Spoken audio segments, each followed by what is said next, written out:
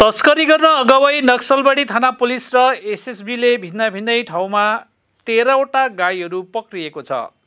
प्राप्त जानकारी अनुसार शुक्रबार राति नक्सलबाडीको भगिलराम जोतको बाटो भएर गाईहरू तस्करी गरिरहेको गोप्य सूचना पुलिसलाई प्राप्त भयो।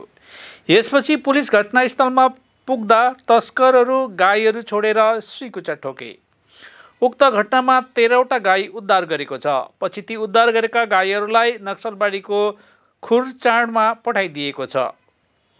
यसैगरी नेपालबाट भारतमा गाईहरूको तस्करी गर्ने प्रयास गर्दा एसएसबीको मनिराम जोतमा तैनात बटालियनका जवानहरूले 5वटा गाई उद्धार गरेको छ।